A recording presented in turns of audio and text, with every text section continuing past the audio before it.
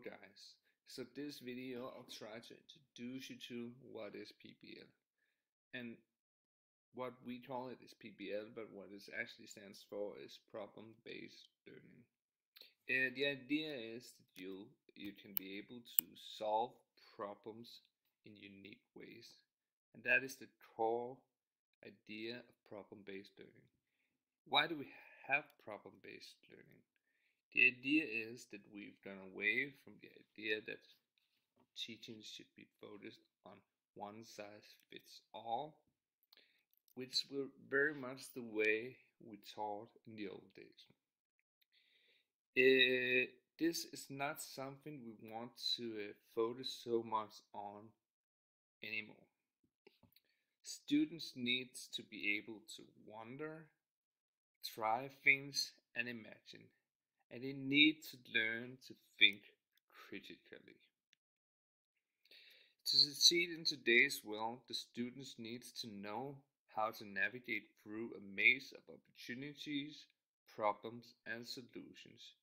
Students need to be able to solve real life problems, and this is why we have problem-based learning.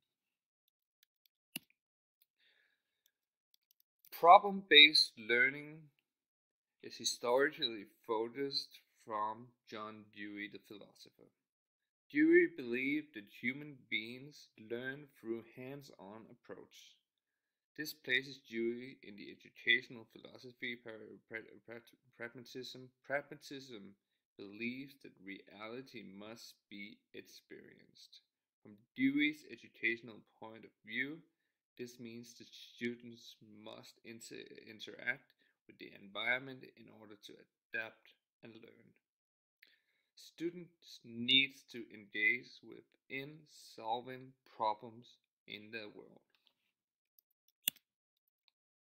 So even though it can be hard to figure out what problems they see in the real world, students still needs to think, needs to try to come up with problems that they see in real life. A way to start a PBL project or problem-based learning project could be: first phase. Students need to identify a problem, or the students identify a problem, or the entire class identifies a problem. So either teacher, student, or the entire class identifies a problem. Second phase. Students define questions they need to ask in order to solve the problem.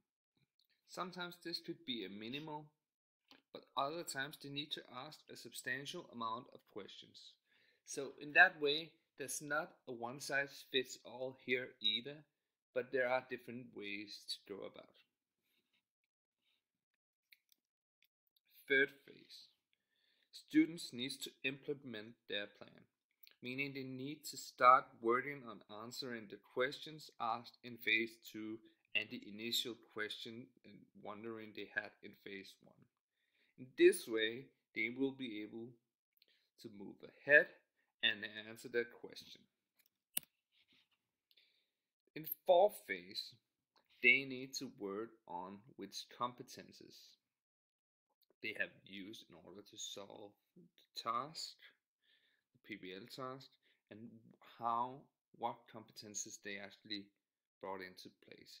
This is also something that will be provided for you as a document when the students enter your class.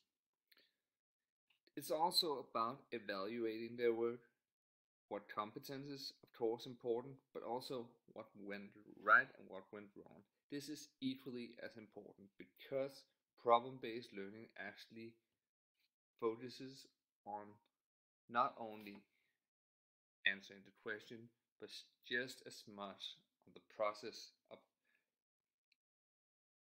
arguing for the problem, identifying what questions you need to